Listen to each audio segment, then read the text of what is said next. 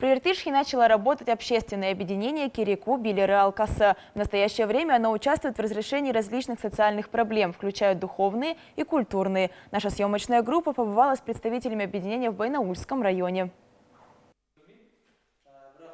Объединение, созданное более месяца назад, намерено участвовать в решении внутрипоселковых конфликтов, не доводя их до суда, вносить вклад в решение социальных проблем населения. Кроме того, многие культурно-просветительские работы включены в основной план работы общественного объединения «Кереку Билеры Алкасы». На сегодняшний день инициативой объединения является процветание каждого региона нашей страны, нашей земли. Здорово, если мы добьемся своей цели, которую мы поставили перед собой. В общественное объединение может войти любой активист из населенных пунктов и сел. Главное условие – всестороннее знание проблем родного села или региона. На сегодняшний день в Баянаульском районе уже начали делать первые шаги.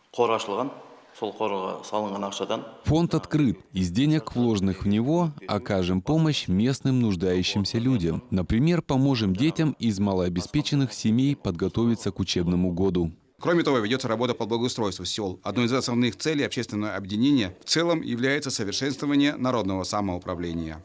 Мурат Билмажид, Жанесел Серикбол, Аман Баимбет, Иртыс Акпарат из Баянаульского района.